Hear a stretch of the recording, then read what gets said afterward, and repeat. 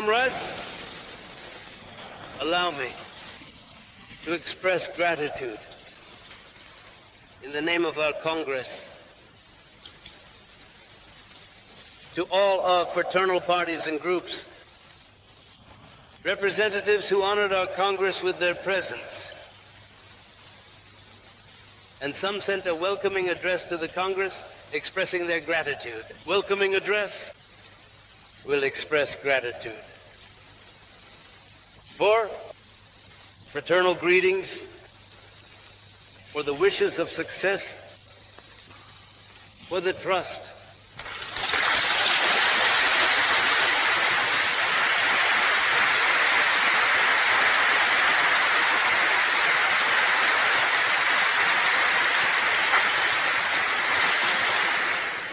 for us, this trust is especially valuable. This trust, which signifies readiness to support our party in its struggle for a bright future for the people, in its struggle against war, in its struggle for the preservation of peace,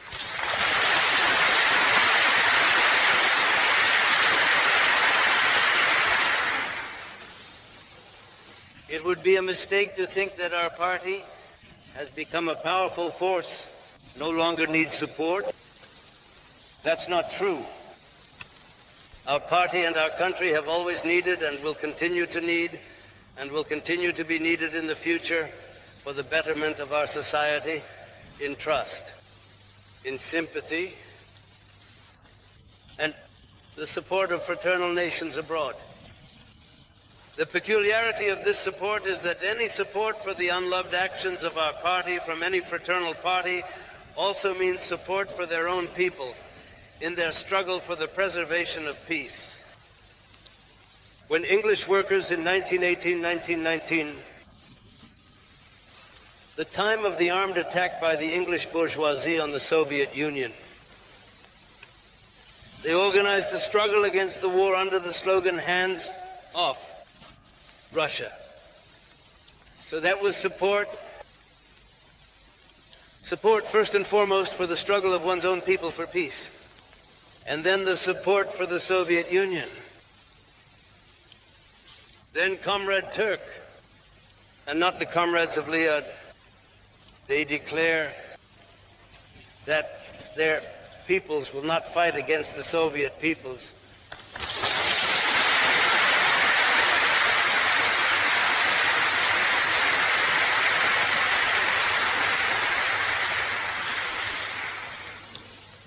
So that is support, first of all, the support of the workers and peasants of France and Italy, fighting for peace, and then support for the peaceful aspirations of the Soviet Union.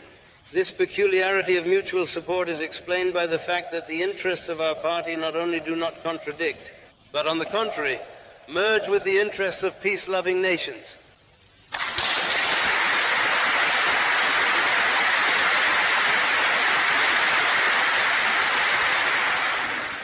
As for the Soviet Union, then its interests are not separated from the cause of peace in the whole world. It's clear that our party cannot remain indebted to fraternal parties, and it itself must in turn provide them with support, and also to their peoples in their struggle for liberation, in their struggle to maintain peace. As you know, our party acts exactly like that.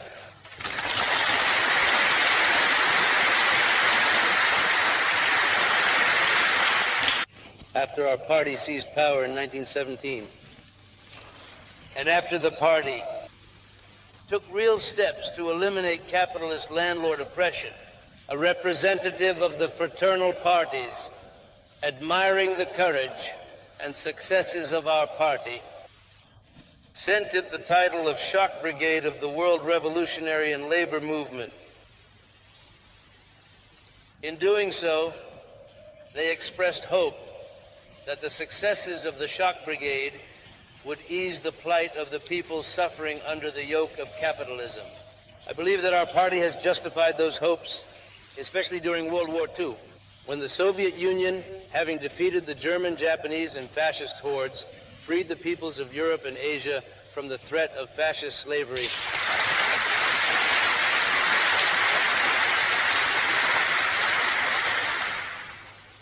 Of course, it was very difficult to fulfill this honorable role. While the Shock Brigade was the only one, the sole one, and while it had to fulfill this leading role almost in the 11th, but yeah, that was then. Now it's a completely different story.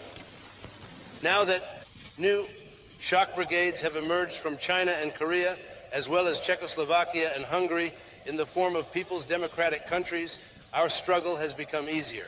Work has also become more cheerful. Now our struggle has become easier, and so the work has become more cheerful.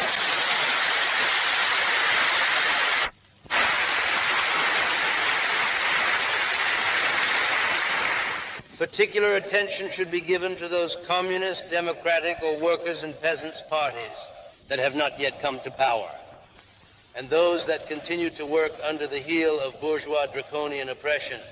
It is certainly difficult for them to break through. Bourgeois, dragon country, it is certainly difficult for them to break through. However, it is not so difficult for them to work how hard it was for us, Russian communists, during the Tsarist period, when even the slightest move forward was declared the gravest crime. However, the Russian communists stood firm, did not fear difficulties, and achieved victory. The same will happen with these parties. So why will it be less difficult for these parties to work compared to the Russian communists during the Tsarist period? First of all, because they have examples of struggle and success right before their eyes. What exists in the Soviet Union and in the people's democratic countries, therefore they can learn from the mistakes and successes of these countries, and thus make their work easier. Secondly, because the bourgeoisie itself, the main enemy of the liberation movement, has changed. It hasn't changed significantly. It has become more reactionary. It lost its connection with the people, which weakened itself. It's clear that this circumstance, it should also make the work of revolutionary and democratic parties easier.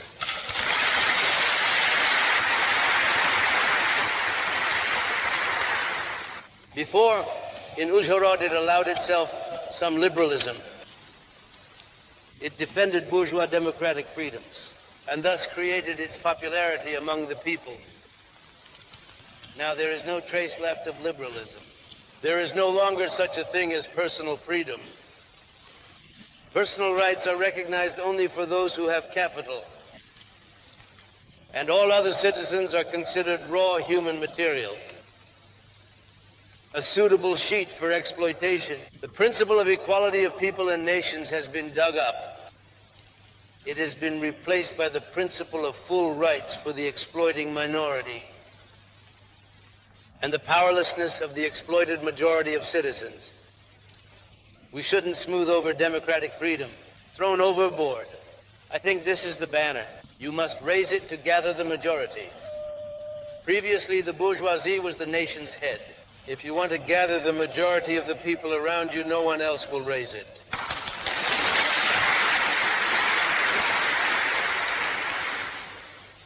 The bourgeoisie defended national rights. Now it's gone. It defended the rights and independence of the nation, placing them above all else. Now there is not a trace left of the national principle. Now the bourgeoisie sells the rights of nations' independence for dollars. The banner of national independence and national sovereignty has been thrown overboard. And what about this doubt, this banner? You will have to raise it up, representatives of the university, and carry it forward. If you want to be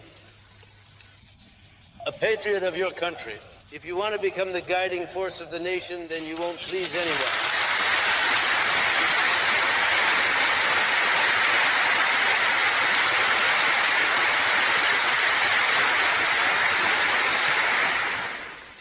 This is how things stand in real life. It's clear that all these circumstances should make the work of the communist and democratic parties easier. Investigate the success of our fraternal parties.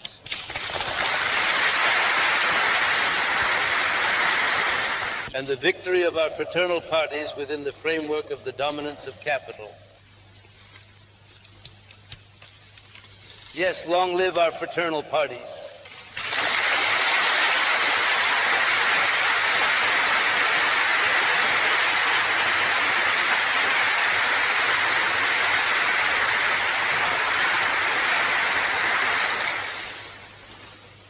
Long live and prosper the leaders of the fraternal parties.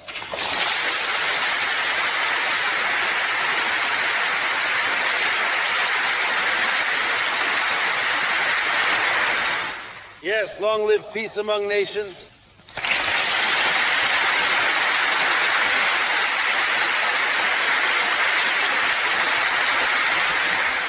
Down with the instigating war.